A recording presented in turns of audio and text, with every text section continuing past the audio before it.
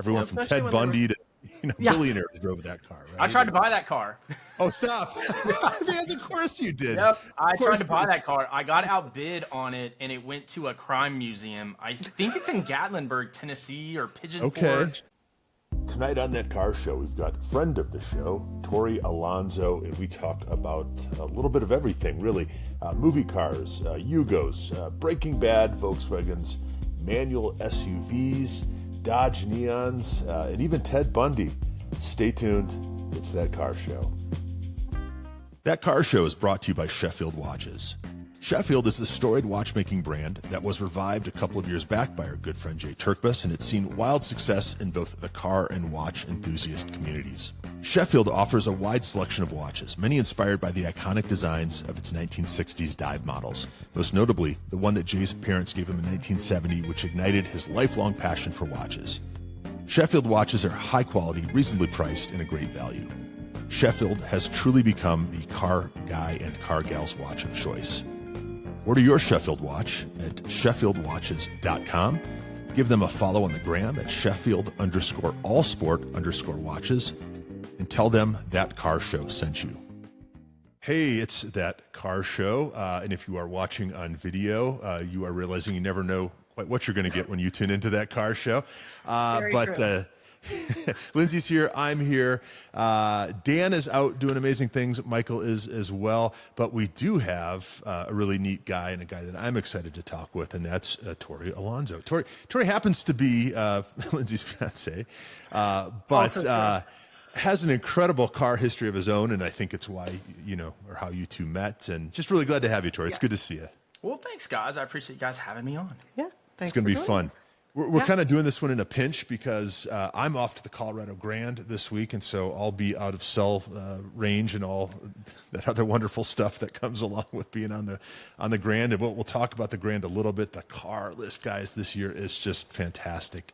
Each year's just better than the last. It's, and the people too. It is like all the car people that you'd ever want to see. So, yeah, I told someone it was like the Bohemian Grove of car gatherings, and then I realized there are probably some negative connotations. It is not that. Nobody's getting naked without, then I think we're good, right?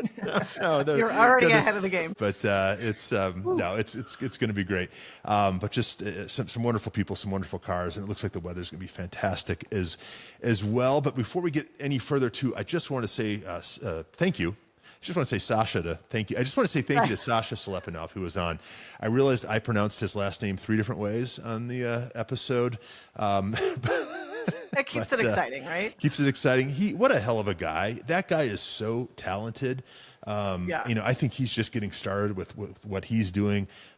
He's so modest. The cars that he's designed, including the Bugatti Chiron and all this other stuff, and he's got this amazing Nilu 27 car that is just, guys, hot V12, 1,070 horsepower, goes to 11. If you didn't get the connection there in the Spinal Tap reference. Spinal Tap, yeah. And he's also a big heavy metal guy too, so that's hopefully amazing. He appreciated that. But it's a hell of a thing, and like I said, it was a really good episode. We watched it, and I learned so much, and I thought you just did a phenomenal job. Thank you. So the team thanks you, obviously. Thank you. He made it easy.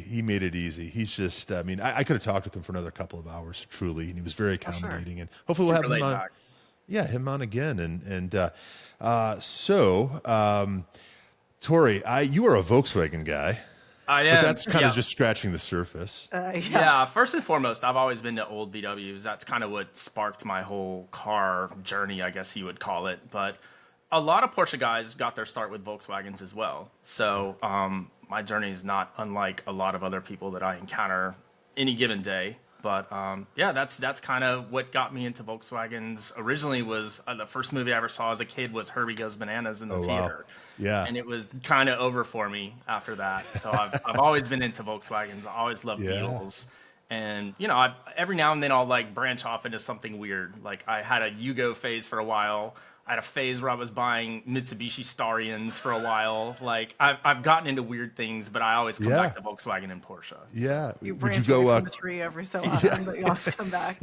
Is a Conquest TSI too far from the tree, or No, I was open to a Conquest TSI too, but I never could. It was, for whatever reason, when I was living in Orlando, it was way easier to find Mitsubishi Starions than it was the Conquests. Interesting. Well, a little context here. So, we've been doing the show with Lindsey now for, I think this is the 25th episode. So that's got to be some sort of, we give each other stainless steel or something. I don't know, but yeah, that's half a year, right? Which is something or close to it. And somewhere along the line, in obviously, Lindsey, I've known you for several years at this point. Beyond, the show, but we heard about this fiance, and we finally got to meet the fiance, and then we discovered it was Tory, and hell of a guy. We all got along famously, but I didn't appreciate this amazing car history that Tory has, not just as a car guy and a wrench and a collector, but just the people he knows. And I mean, Tory's very well known, not just in the Volkswagen community, but really just in the car community in general. And it's how you two first met. And I won't ask you to tell that whole story, but it's kind of amazing that we're just getting Tory on the show now, because Tory, I guess one of the things I was impressed with, not just your Volkswagen history, but you've had some amazing movie cars, right? Yeah. I think you bring this back to Herbie. I'll let you take it from it does, there. Yeah. So obviously it's funny what you're into as a kid, I think, comes out later in life, when you're able to actually afford it. And the thing that obviously got me into cars originally was Herbie. And so I always wanted to find out what happened to these original Herbie movie cars, because they made quite a few of them over the years. And so what I would do, my move was always to track down the people that had worked on the films. Special effects guys are a wealth of information. And they usually know what happened to the cars. So I started tracking down the special effects guys, and I found out that the first cars that I found were in a junkyard in California, north of LA. And it was a guy that did a lot of stuff with productions, commercials, movies, you name it. He was the guy. He was known as the Jackknife King, is what this guy was known as. His name's George Sack. And what does that mean? Anytime you see an 18-wheeler jackknifing in a movie, he was the guy that they brought in. Okay. I didn't know if he was going to cut you or what. He was the one actually driving the 18-wheeler, and he would jackknife and slide over a car or whatever it was. If it was an 18-wheeler and they needed stunts done, George Sack was your guy. No kidding. And so he was the guy that had initially bought, I think, like 4 or 5 of the original Herbies after Herbie Goes Bananas wrapped. Yeah. And they just sat in this junkyard. And nobody had ever really done anything with them. Another friend of mine who's in the movie car world named Scott Velvet, he owns a museum in Branson, Missouri. He's got literally everything. Like you guys were talking about this earlier. Yeah, he's amazing. I've seen this guy on television. Yeah, he's amazing. And that's where I got the car from Better Call Saul. Like he had the Suzuki Esteem from Better Call Saul. I went and made a deal for that car. But back to the Herbies. So Scott ended up buying all of these cars, and nobody had wanted to mess with them. And I was like, I'd rather have a really rough original than a really nice replica, which is what I had at the time. So I proposed, let me trade my replica for this car that I have to start completely over again, but it'll be the real thing when I'm done with it. Interesting. And the replica is good enough for Branson, right, in those crowds. Right. Not for me, though. But it's weird. I've never been a casual sort of observer. Like, I can't watch a movie and then just be fine with owning the DVD. Like, I have to know what happened to the cars. The same thing happened with Better Call Saul. I was like, I wonder what happened to the Suzuki Esteem from that show. And then, of course, I tracked it down, and all roads lead to Scott Velvet because he owns so many of these movie and television cars that he happened to have that car. But, yeah, it's weird. Over the years, I've had a knack for tracking down original movie cars, and I got involved with the cars from Ford v Ferrari after that movie had wrapped. Just by a chance meeting, I was connected to a guy named Billy Stabile, who was the picture car coordinator for Ford v Ferrari. Long story short, he had signed all of this paperwork saying that he could not advertise the cars as having been used in Ford v Ferrari. Oh wow! Like he was charged with selling them, but couldn't mention that they had been connected to the movie. Interesting. Right. And a lot of that, things have changed a lot. Like back in, even as early as 20 years ago, you could get a movie car fairly easily. Now the studios, because of lawsuits and everything else, they've become really hard to get unless you know somebody on the inside. Just for, if someone goes out and wraps one of these cars around a tree and kills somebody, they're afraid that people are going to come back and sue the studios saying, hey, this car should have never been put on the street. And a lot of these cars don't have VINs, and, you know, they do it that way. But I mean, as we all know, VINs can be procured. And next thing you know, this car that didn't have a VIN is now on the street at, you know, Cars and Coffee in Malibu. Sure. How'd that happen? Interesting. This car doesn't exist. Which is really strange. But so yeah, I got to sell a lot of the cars from Ford v Ferrari, and then I ended up making a deal with him for one of the Porsche 906s. And so I had the 906 for a while, and it was cool because it still allowed me to tinker with it. Like, I'm such a perfectionist and OCD with details that, like, the fact that in the movie they had like a Chevy lug pattern on the wheels just drove me crazy. Oh, like, God, yeah. So, see, you know, now I won't unsee it. Yeah. Right. Oh, and once you unsee see this stuff, you can't unsee it. So, of course, I had to have like a legit set of like Carrera 6 wheels made in the right, you know, widths, and I love that part of it. You know, I wish I could have been involved with the film when they were doing it. I know they went over budget on their film cars, and that happens a lot of times. Yeah. So there's always this tightrope to walk of authenticity and cost. Getting it done. And, you know, in their eyes, it's like, well, this car is always going to be driving. We're not going to really see it parked, so no one's going to really notice that unless you're like, you know, this guy got a magnifying glass on every sure. screen, you know, grab of the film. But I notice it, and nothing drives me nuts more than watching something, I don't know, like a period piece, if you want to call it, like Boogie Nights or something, set in an era that's very much of that era, and then you see a car that's like 10 years too new, even just parked in the street, and or it's got modern tires on it. That drives me crazy. Oh, totally. Yeah, like they're brand new because tires. you can't like, not see it.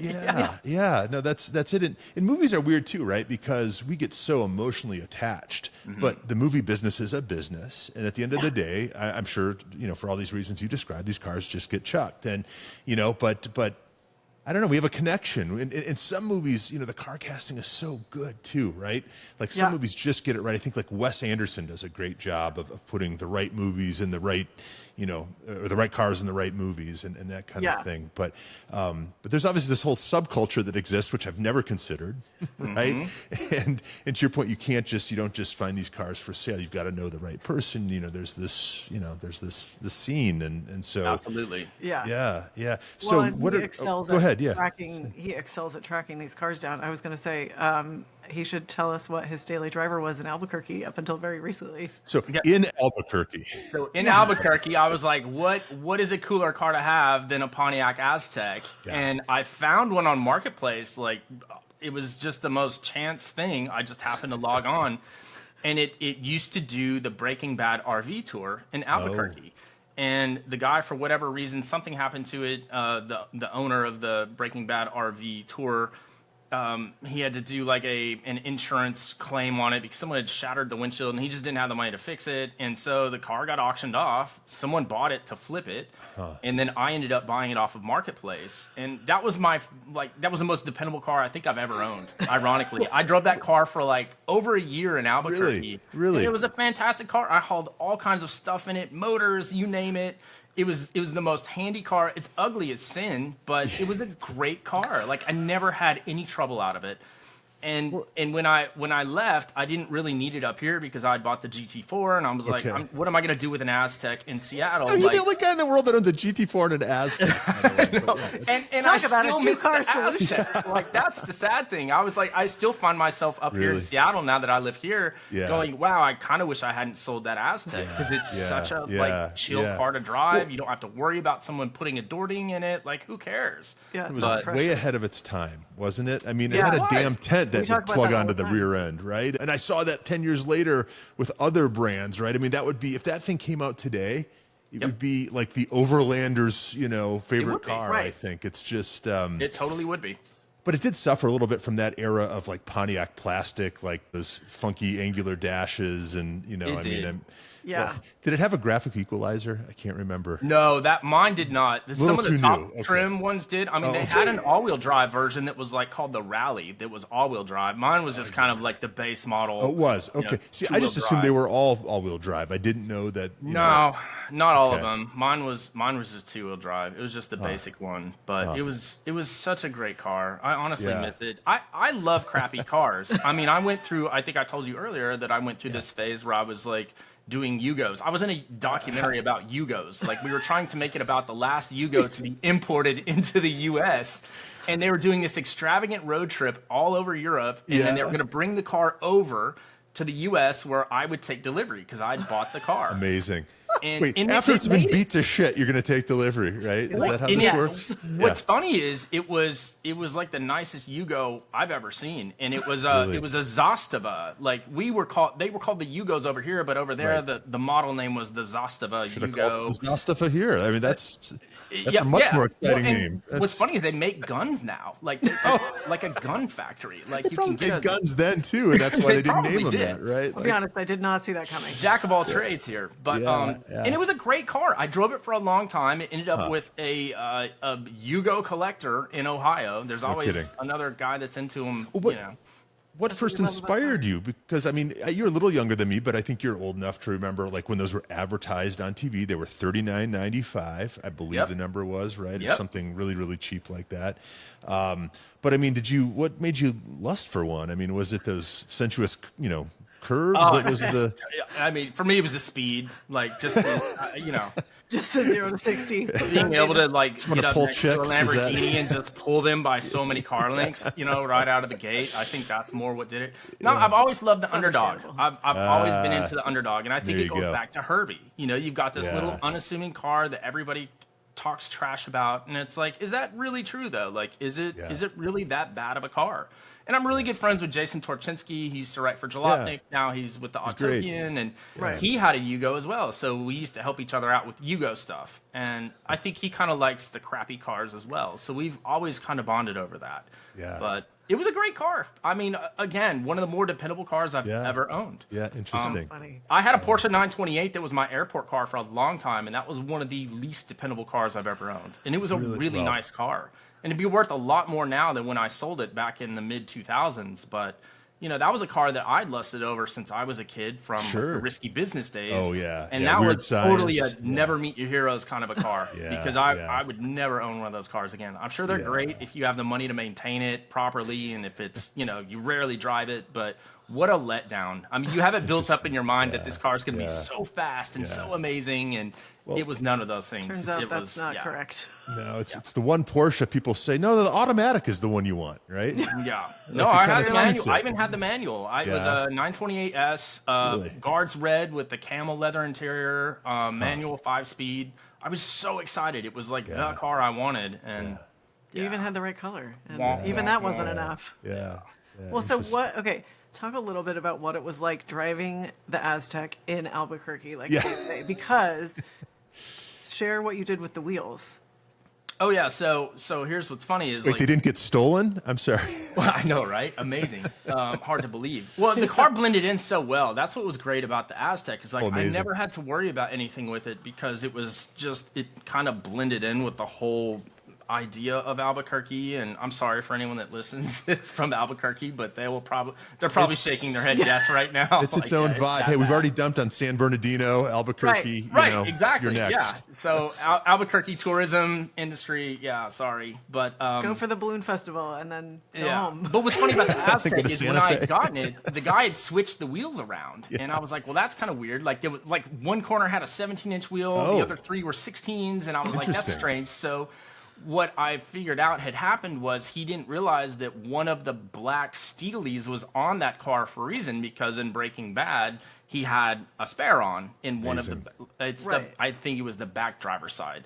And so he'd gone to a junkyard and bought just a 17-inch Pontiac wheel and put it on and called it good. So I went on eBay and bought another Steely and had new tires mounted so everything matched and whatever else. But yeah, it's funny. And ironically, when I left Albuquerque to move here with this one, I ended up selling it back to the guy that does the RV tour.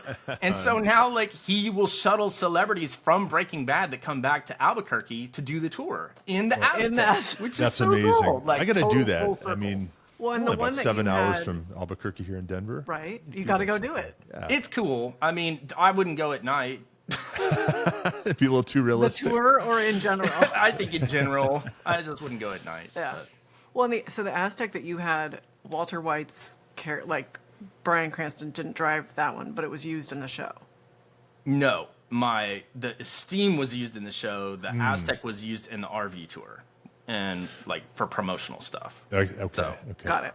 And the Esteem is hearing the Esteem is real. Here. The Esteem was a car that they actually pushed off a cliff, and that was like a challenge for me because I love the tinkering aspect. Like once everything's good and sorted, then I kind of lose interest in it, right? Yeah. So But it had been pushed off a cliff, this car. it literally got pushed off a cliff. That's the one that he owns. Yeah, and so this car was in the show. It was most prominently featured in an episode called The Bagman, which was like one of the highest rated episodes of Better Call that's Saul familiar. ever. It's amazing. But they literally took it out to like the middle of the desert and pushed it off a cliff in this show. And I was like, wonder if this would run. And it's a shame I don't have more time on my hands because that would have made a killer YouTube, will it run? Like, I mean, Hoovy built his channel on stuff like that. True, hey, let's true. bury a LeBaron and see if it'll start in a year. Yeah, yeah. Hoovie's Hoovie's got a Gullwing now, so there's your... exactly.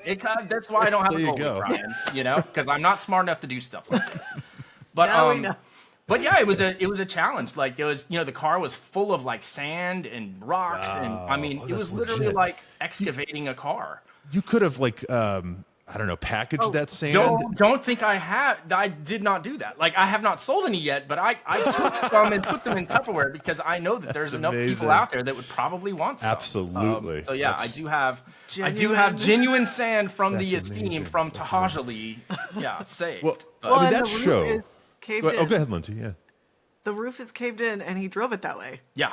Yeah, so you can't. Spoiler touch alert, that? I did end up getting the car running. yeah. It took a while. I had to Okay. put I put a new timing belt on it. I went through the fuel system. I had to put all new fluids in because they drained everything because of the EPA. It was on Indian reservation land, I later found out. And they're like, yeah, you can dump this car here, but you have to take all the fluids out. So the radiator was drained and it was all corroded, so I had to replace that. So long story short, I spent way more money on an Esteem than I should have, but it was worth it driving it from where I'd worked on it to the museum, which is called the Wheels Museum in Albuquerque, which that's where I left it on loan so people can actually go see it.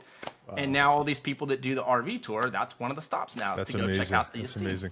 Yeah. We should probably qualify what a Suzuki Esteem is, because I bet there are more than a few people listening who have no idea what this car is. It was kind of what'd you call it, a Honda Civic sort of fighter of its day, tiny little thing. Was Probably, it yeah, it's three-cylinder? really small. Yeah, I would say probably competed more with like a Geo if Geo was even Geo, around. that's right, It was a that's right. 98. It was a way newer car than what people realize. It was a 1998 Suzuki Esteem. They didn't make them for very long. No, Impossible no. to find parts for, but I love a challenge, so why not? The Swift was the hatchback. The Esteem was the sedan or the coupe, right? Correct. Yeah. And it's the same motor I found out that they used to put in like Geo trackers. There you go. And Suzuki sidekicks. There you So you can funny. get engine parts, but body parts, forget about Okay. it. I bought a whole other Esteem just to use like plastic parts off of.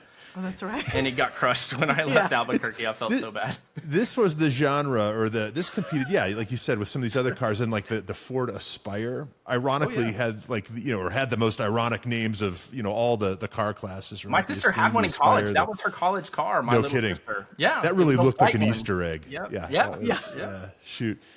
Well, yeah, we the parts car was, he forgot he even had the parts car. I'd forgotten about it. Where are you hiding all this stuff? Do you have a So barn? that What's was going in on? Albuquerque. Still, my brother-in-law has a laboratory there, and he had this kind of bullpen on the side. And I didn't even realize until I was about to move, like, oh my gosh, I still have to get rid of this Esteem. I'm I sorry. still have a car there. Rewind 5 seconds. Your brother's in the ABQ and has a lab. Tell us about this lab. I know, right? It's not what you think. He doesn't cook meth. He goes by Heisenberg. It's he used to be a science teacher. Now he's Okay. turned. Yeah. No, wait. I'm sorry. No, You're it's not super changing boring. my It's mind like here. an environmental lab. So Okay. yeah, nothing fun. Yeah. Not as fun as the most And- pure meth the And then he country's met ever seen. he met a dropout student who approached him one day and said, "Hey, Right. I've got an idea." Yeah. Yeah. Yeah. Wow. I That's feel like I've amazing. heard this story before, but probably not. You get royalties. Your brother get royalties each month. You get a nice big fat check. Speaking of royalties, you're really plugged into like the California scene. I mean, every time I talk with you, you surprise me about something. Like you have a podcast or many podcasts. Like what's I plug do your a podcast sometimes. Well, I'm like a frequent. You probably call me more of a frequent guest than like Okay. a co-host because we have a lot of guests, so it becomes a little tumultuous to, have so many, like when you guys Well, do we a guest know, show, yeah. Yeah. who am I talking to here? So, but it's called Let's Talk Dubs, and it's about mostly air-cooled Volkswagens. Okay. So I do with a guy named Bill Tigrinos in Las Vegas, really good friend of mine who's tuned into the VW world, and he's as interested in the history and preserving the history of the VW scene as I am. Like that's always sort of what has driven my passion is getting the story behind the story and where did all of these cars come from, what happened to these cars. Like right now our big rabbit hole is 80s custom cars, right? Like the Radwood era, but like in SoCal, the Volkswagen scene in the 80s was unlike anything anyone's ever seen. I mean, there were tens of thousands of people that would attend these shows in Orange County. And all these cars were, painted in pastels and pink and purple graphics and just this crazy time. And we don't have that anymore in the VW scene. Now everything is very structured and very much like the Porsche scene. Like if you try to go outside of how the car came from the factory, or you use a non-factory color, you're ousted. You have to go park over there, So Bill and I are like really interested in finding out what happened to these old cars, bringing back some of that creativity to the Volkswagen scene. And with the popularity of Radwood, I think there's a lot of people that grew up in that era that now have the money to build those cars that were in the magazines that maybe, I was 12, 13 years old back in the 80s and I didn't have that kind of money. But, now that we all have jobs and most of the people that have had kids, their kids are kind of going off to college, they've got a little time and money to do something like that. So that's what a lot of us are doing now. Well, yeah. Obviously there's this Porsche parallel and, Thursday I spent my day down at the 356 registry annual gathering down at Porsche Colorado Springs, and that was amazing. I'd never seen 200 356s together. So it's funny, like not to interrupt, but a friend of mine that I know from Ohio, the car that they restored won Best of Show there. It was a blue Speedster. Yeah, his name's Pete Jackson. Fantastic car. Yeah, he owns Pete's Custom Coach Building. No kidding. He's done work on my cars before. Yeah, he actually it was that car that he had restored that won Best of Show for that. That's awesome. Unfortunately, they didn't get a great weather day for their Concours, but I guess my point is like those cars are expensive now. Used to even 10 years ago, you could get a cheap 356, and really a good 356 now is 80 or 100,000, right? And it only goes up from there if you want something like a Speedster or Continental or all this. So I think those Volkswagens are really primed, right, for a big blow up. If they haven't already, it's just I wanted nothing more than like a GTI when I was younger, right? Like, but I grew up with like the diesel Dashers and the Fox, Rabbit, Scirocco, 16 yeah. My sister had a Fox, made in Brazil. It had like 40 pounds of undercoating for like jungle conditions or whatever. I mean, it was a hell of a thing. It was a tank. So I think there are a lot of us that have good memories about those cars, right? Absolutely. Everybody's got a Volkswagen story, whether it's air-cooled or water-cooled or, you mentioned Rod Emery, like his father built the first Baja Bug that ever was created. And Volkswagen ended up using that in one of their advertising campaigns. They had a print ad with Gary Emery's Baja on it that said, "Is nothing sacred," which is hilarious. That's I'll a fantastic send it to you. ad. Great. Yeah. Yes, I've seen that ad. I had no idea that was Rod's Gary Emery's car. Yep. Just as you mentioned, passed away about a week ago, and right. I actually saw Rod at the show and his lovely wife and one of his lead guys from the shop named Chris, who I got to spend some time with, and they're just genuinely nice people. Right. Rod, I think, was the keynote speaker at the event. I wasn't around for that, but Rod will actually be coming with us on the Grand. He was there in part to deliver a car, an Emery coupe, to Tom Horan, who's the chair of the Colorado Grand. So we got this beautiful Aston Martin green. I don't think it had ever been done before. And Tom and Rod are going to drive that car in the Grand, and so I'm very excited to see it on the road. And I think it just got painted about 2 weeks ago. So I mean, Rod, despite all that was going on in his life, was able to get this car together in time for the Grand, which is pretty amazing. It's a gorgeous, gorgeous thing.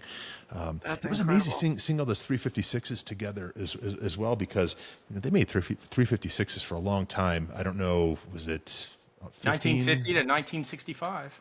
So yeah, 15 Too bad we years. don't know somebody that knows that information. Yeah.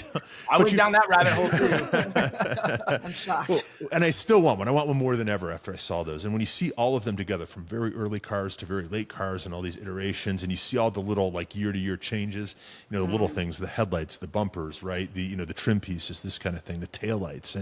And I've never been a patina car guy ever. Never wanted patina. I'm so against like that fake patina and all that. But Sure. there were Yeah. some 356s there that just look so good. They look better than the nicely polished cars. These cars with history. They were one owner cars, original owners. And It this was is- not the we're talking- youngest group I've ever hung out with, but it was amazing, and the cars were amazing, and I want one more than ever.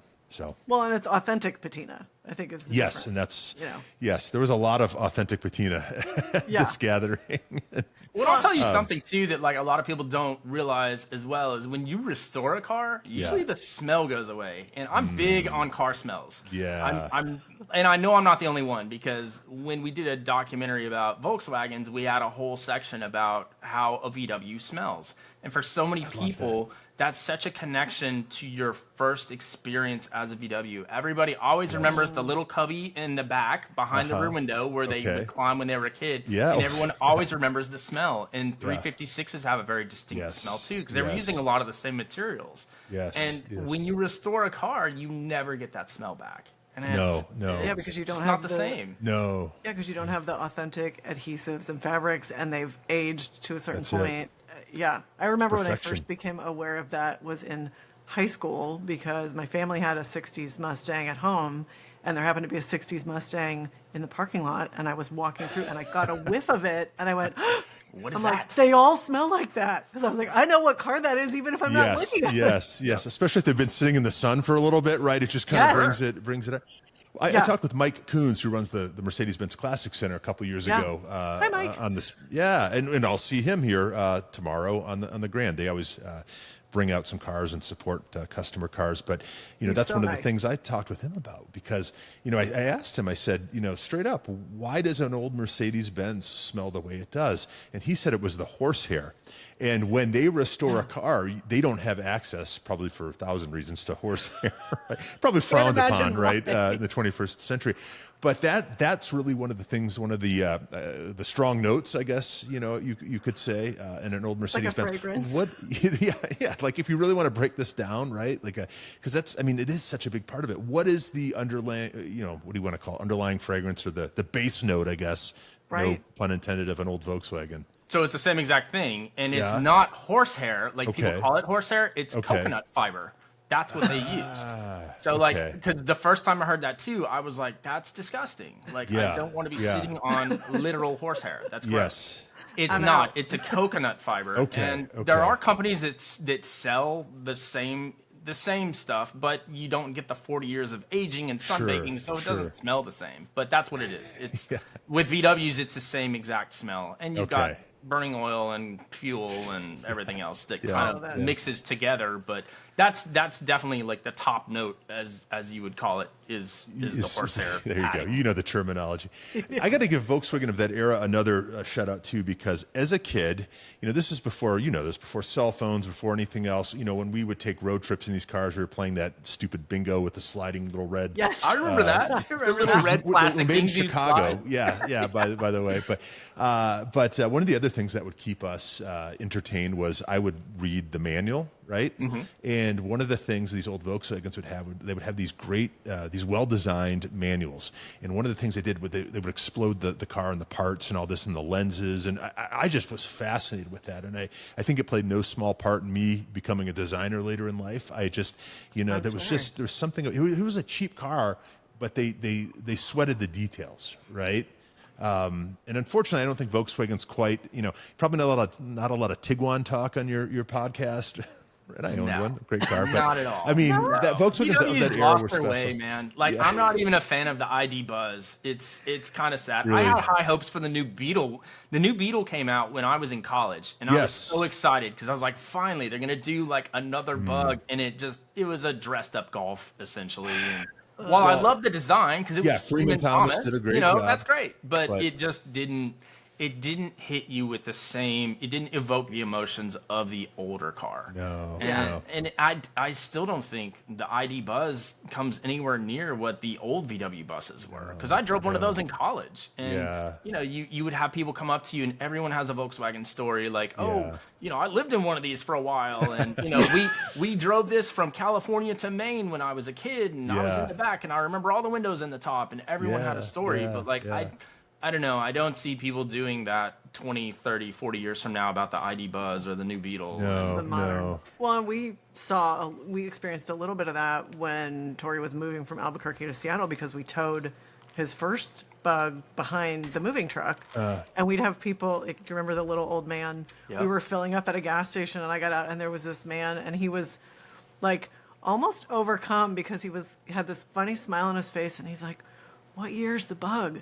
And I told him, and then he just kind of was like lost in memory, because I was like, oh, we could chat about it. It's got an amazing story, like Tori's connection to it. That's and great. Tracking it back down and all this. And he just kind of was like lost in memory, and then just like smiled, and he's like, it's a beautiful car. And then he got in his car and drove away. You knew there was a story there. Yeah. I was like, wait, tell me everything. I love that. I love that. It's too bad they couldn't have made the new Beetle with a rear engine. I think that would have made it really, truly something special, because it had the look. I mean, that was, those were hot shit when they came out. Everyone wanted one. I had an uncle that bought 3, one for each of his kids or whatever. I mean, they were cool, right? But it just didn't. I don't think that's lasted. And of course, like the Freeman Thomas's TT, right? Like that's a design that got diluted over the years and that kind of thing. And it's just that type of car. I think what you're getting is that kind of car, that people's car, right? I mean, just doesn't exist in quite the same way, where everyone's got a story. Everyone from Ted Bundy to billionaires drove that car. Right? I tried to buy that car. Oh, stop! Yes, of course you did. Yep, I tried to buy that car. I got outbid on it, and it went to a crime museum. I think it's in Gatlinburg, Tennessee, or Pigeon Forge. But yeah, so the lead singer of Korn, Jonathan Davis, owned that car for a really long time. This all tracks, yes. Yeah, okay. Yep, I found that car. Did you want that in your home? I mean, was that something you would have immediately given, loaned out to a museum? I don't know. Like, the way I looked at it, like, everyone's super split about that car. You have people that are like, that thing should be crushed. And I was always from the camp of like, it's not the car's fault, Like, Interesting. It's a historic car. I think it's part of history. Like, you can't just whitewash it like it never happened. Well, would it be a little creepy to drive in it because there's no passenger seat, because that's where we put the women's bodies? Sure. But I don't know. I think you get over that. I didn't realize that. You get over it. I don't think Lindsey probably would have wanted to ride it. No, there probably would have been some discussions, and it would probably be in a museum. But anyway, moving on. Wouldn't be the first time. We didn't. I have a crush on the Sowden House, the Lloyd Wright House that's in L.A. And supposedly, as I dug into the history of that, that's got a checkered past, or at least the perhaps had a checkered past. I don't know if anything's been proven, but factored into the Black Dahlia case and all that. Supposedly. I was going to say, I think I know, and it was vacant for a while or something, and then the people moved in but didn't move in. Something. I think I know. You can have a wedding reception there for about $30,000, I think. But hell of a building. But I don't know if I'd want to live there. I don't know. It's a wild story. It's kind of like the Cielo Drive from the Sharon Tate murder. Sure, Same thing. Like, it was a really cool house. And what else is weird is the lead singer of Nine Inch Nails. He had the door off of that. Trent Reznor had the door off of that house for a really long time. He even repurposed it in his house in New Orleans, and I think he sold the house, and I think they took the door off, but the door's still somewhere. Did it still say like "kill pigs" or whatever? Yeah, it still had. Yeah, it was the door from the house. Wow. Someone had saved. I believe Trent Reznor had owned the house for a while, and then I think he sold it, and they demoed it, but he kept the door and repurposed it. But talking about a good car movie, Once Upon a Time in Hollywood was a great car movie as well. Yeah. I almost bought the Carmen Ghia that Brad Pitt is driving in that. Oh, no kidding. But it's got a Subaru motor in it, which is weird. I guess that's a thing though, right? Subaru motors and Subaru swaps and VWs is a thing now, and especially with like the 906 that I have from Ford v Ferrari Subaru engine. Well, and which were some of the Ford versus Ferrari cars had Chevy, and didn't some of the Cobras have Chevy engines or something? No, the GT40s. So all of the GT40 in this ticked off so many Ford people. But the running joke was, everyone was like, "Oh, this is Ford v Ferrari. Why do you have LSs in these cars?" And they were like, "Because we need them to run and finish filming."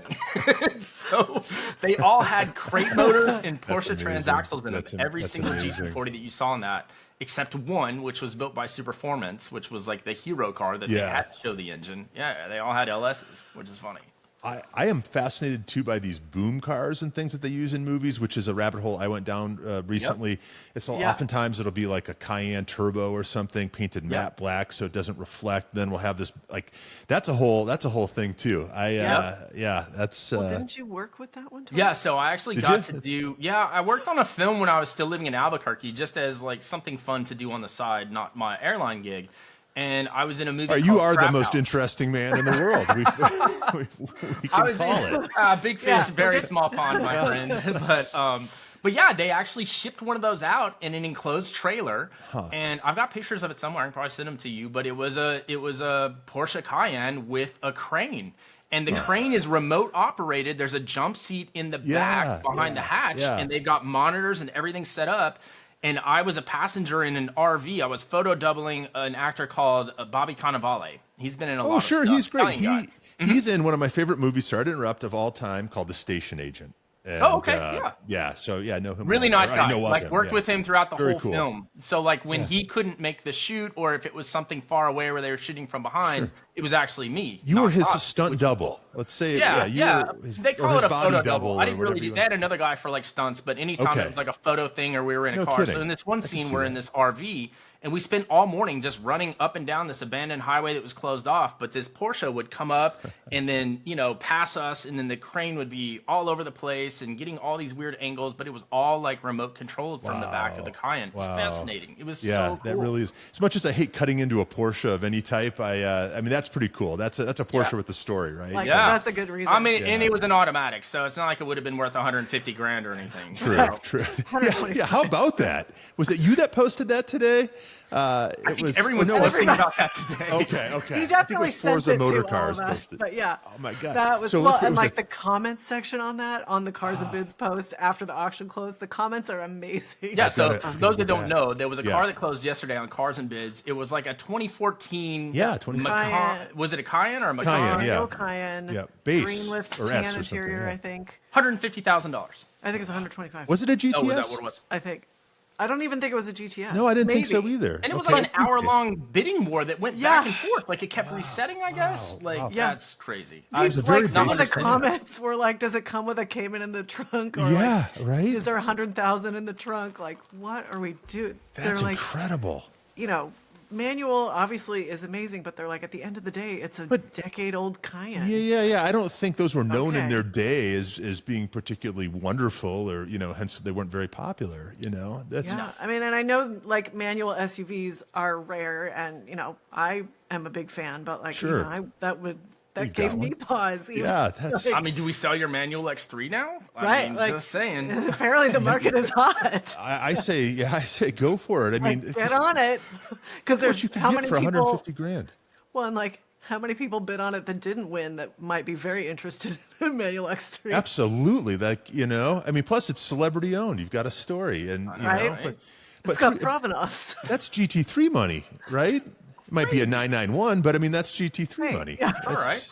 Yeah, I'll take the GT3. Thank you very much. Yeah, exactly. Wow. That's crazy. Well, but that reminds me of, talk about the film, what they did to put together the Esteem for filming. Yeah. Do you remember the film car, the Franken Esteem? Oh yeah. So Jason Torchinsky actually did an article on this. I sent him all these pictures because my friend Scott actually owns the filming car for the Esteem. So rather than use a Cayenne with a crane, they grafted the front of a Suzuki Esteem to a Ford Windstar. So they could put all the camera equipment in the back and shoot from the back to see the driver's point of view. Wow. It's the craziest thing. I'll Sounds send you like a hell of a pictures thing. so you can Yeah. insert it. But it's insane with the links that they will go through to film with cars. And I think what the craziest part about that one is that they left 4 inches of the front of the driver's door, the back portion of the driver's door, and then the rest of the car, instead of like cutting it where the door, Sure. like evenly. So you have like this strip of door, and then Drives me crazy when I see it. My OCD just goes bonkers when I see it. Like, there's so many other ways they could have fabricated it better, but yeah. Wow, that's it was never going to be a thing of beauty, but no. That's wild. Well, what's in your garage now? Because you've now moved to Seattle. You've yes. I have, yeah. So here, I still have cars scattered all over the country. I still have. It's better than having kids scattered all over the country, I guess. That's It true. is. I may It's have gonna those be- too. They just haven't found me yet. But Never. no, just kidding, ma'am. This is an RBC. No, I still You're have. in the same room if you're watching, even though it's a split screen. About to get real awkward. Yeah. Where do I look? Yeah, no, I still have quite a few Volkswagens. I have, so up here in Seattle, we brought the car I care the most about, the last one I would ever sell, but it was my very first car. It was a 66 Bug.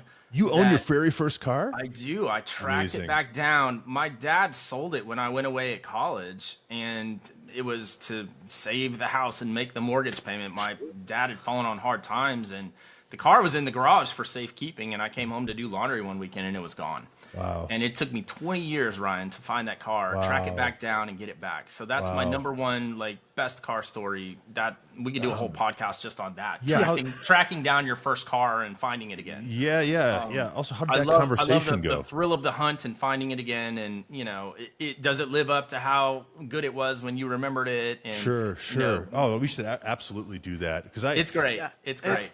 It's amazing. That's what he picked me up in Yeah. at the airport in that's Albuquerque when he was excellent. moving, and it was like it felt very perfect. Yeah. That's amazing. So I've got that really- car. I've got obviously the GT4 that Lindsey and I just picked up that we Straight road piped. trip to see you That in. you got to Straight see. piped. Yeah. It's come a long way since you've seen it. I've done a lot of stuff to it. Pretty great when I saw it. Yeah, no, I've got some Manthai racing wheels that are going to be going on it soon, but I have to change so much stuff on it. I have They're to 18s, right? Like, yeah, so going from 20s to 18s, the calipers that are on this car won't fit, so you have to put a 996 GT3 front caliper on it, which is like pretty funny. $3,000 for the pair of those. Wow. I had to buy some Porsche Motorsport toe links for the back, so they'll clear the back wheels. But those will be going on probably this winter. Okay. But I've got that car. I've got another car. So we were talking about the 80s VW scene earlier. Yeah. I've got a car that I'm putting together right now with a friend of mine in Reno that was one of the best show car builders, for VWs back in the 80s. His name's Steve Connect.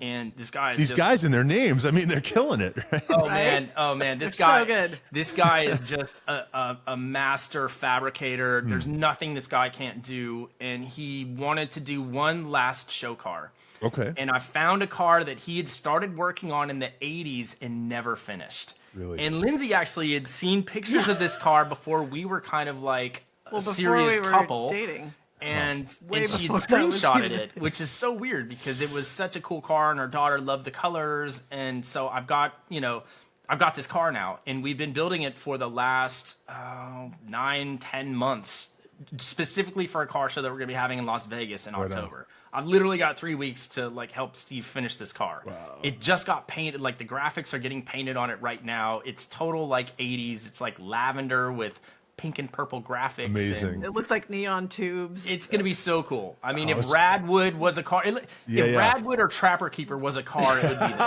right? There you go. It is. It looks like a Trapper Keeper. Yeah. But so I have that car. That car will be finished here probably in the next couple weeks with Amazing. any luck. Yeah. So it's going to go to Vegas, and we'll see it there. What else do I have? I have a Porsche that's still in Ohio at a friend of mine's shop that has like a factory 935 nose and wing on it that was someone's track car back in Florida, back in the 80s and 90s. Facebook Marketplace, weird find that I've still got. So I got that car. Looks like something from Bruce Meyer's collection, but it is not. It is not. It's like, but it's a Porsche. Timu Bruce Meyer's car. Yeah.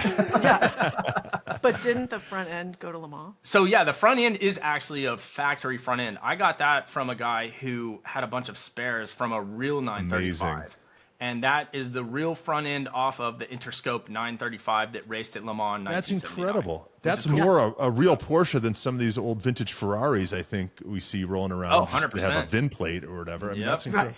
Exactly. And it's built on a 911 or what? It's built on a 1968 912. 912. But No kidding. what's crazy is so that originally would have been a short wheelbase car. Yeah. Whoever had this car in the 80s, they must have had a crashed like an SC or an early 80s 911 because all of the suspension was upgraded to that stuff. It was lengthened. Like it's legit. Like it was a But the coolest part of that is it had a methanol injected Corvair motor in it.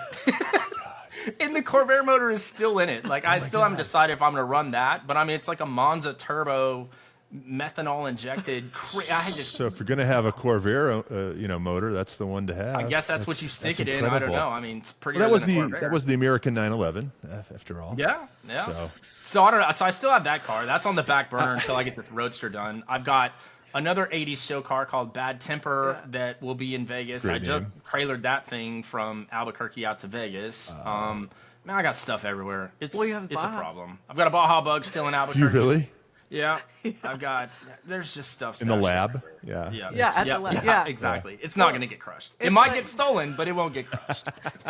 It's like trying to name the Seven Dwarfs when we start counting the cars. Yeah, I mean, at one point, she and I had like tallied it up, and I think we had like 12 or 13 cars at one point. But then I sold the Aztec, and we're down a couple now. I crushed one of the Esteems. They're dropping like flies. Yeah, they are.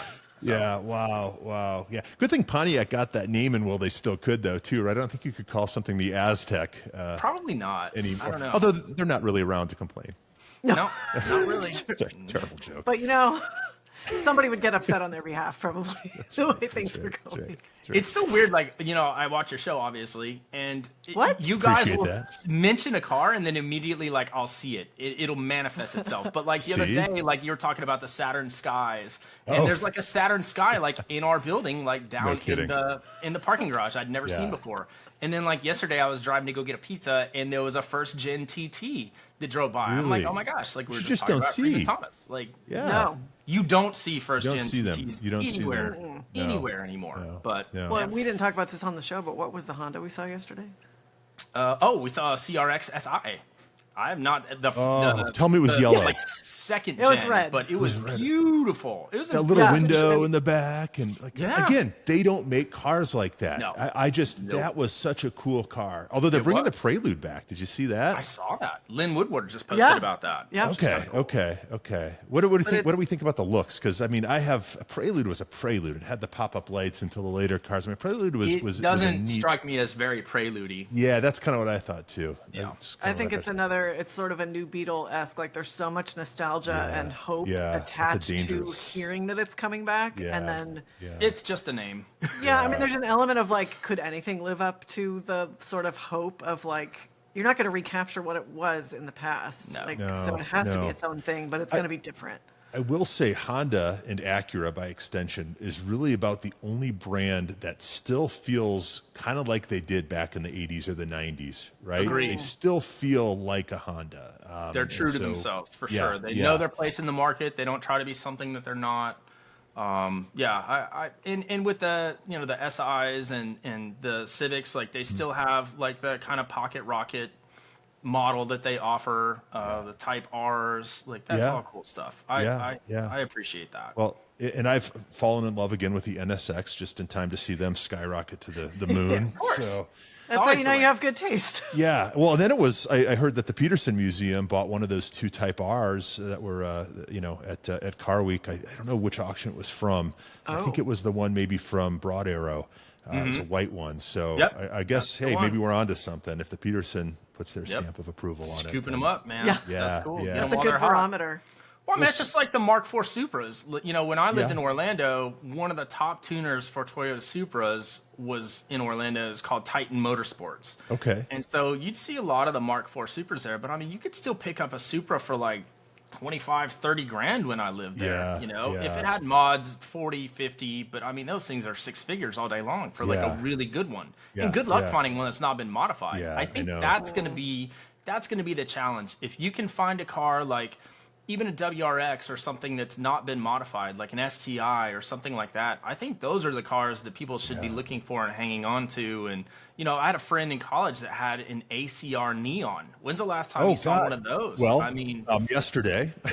no way. Did you really? Park not too far from me. I think it's the same guy that owns about 5 different Audis in various, you know, I don't know, states of drive, I guess. And it's a black one, and it looks, you know, pretty damn cool. Those were very, very quick because those was it a 290 horsepower little turbo 4 or something? It was also, that same motor was in some other stuff. But again, never see those. I see one every day, but a forgotten car otherwise, and they're really, really cool. Well, and like all the SRT4s. Remember the SRT4 was like made to compete with the SI Civics and stuff like that. And those just got modded and blown up, and people are throwing manual boost controllers on those and turning them up to 26 and like they're popping them, and you don't see them anymore. But is it the ACR? Is that what it was called? So the ACR was the, I think the one that my friend in college had was like the first gen, but it was like an autocross from the factory kind of car. Okay. Then I misspoke. This is not that. The ACR, I remember that with the happy headlights and all that. The SRT4 I think is what you're thinking of. Yes, that was the turbo. Apologies. It was like the turbo that they were using for everything. Like they use that motor for all kinds of stuff. But when they was were the last fast. time? Yeah, absolutely. You just don't see those. I think, that was a weird era for Chrysler or whatever they were calling themselves. It was at the time. Well, I gotta say, people I think sometimes call us a Porsche podcast, and we have really cast the net far today. We've talked about all sorts of oddball stuff. I mean, all of the Suzuki Esteem enthusiasts are rejoicing right now. They're like, finally, like this is our moment. That car's had since it was new, you know. And I feel like we could talk all day. Somehow we're at 55 minutes. That's insane. I don't know how we've done a show. I would love to keep talking, but I gotta head off to the Grand. But again, Tory, we could talk to you all day. We're just scratch the surface, and I'm really just so glad to see you and Lindsey get together. I feel like it was meant to be. Cars bring people together. So quite literally. Yeah. Be careful who you DM on Instagram. You may find yourself getting married. Yep, exactly. Well, for me, it's fortunately a lot of old men who probably don't have a lot of interest. But in your case, you found podcast partners, so that works out too. That's right. So, well, the good thing is we know where Tory lives, so we can do this again. Yes, absolutely. You don't have to go far. Yeah. Well, I think we went into this thinking, hey, this will be kind of a holdover episode till we're all back and we can all, get the team, the band back together. But this was a fantastic episode. Thank you, Tory. You're a hell of an interesting guy, and we even talk about the airlines and all that. Oh, that's a whole other podcast. There's so much more for next time. So plug your podcast. Apparently you've been in 10 or 12 documentaries.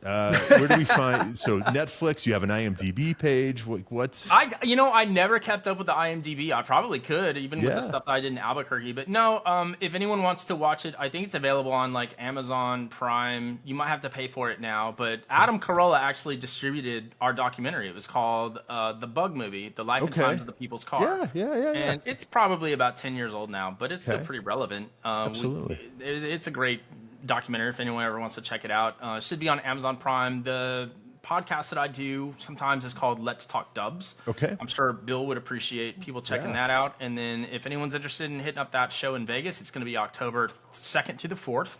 So real close. And you can go to letstalkdubs.com.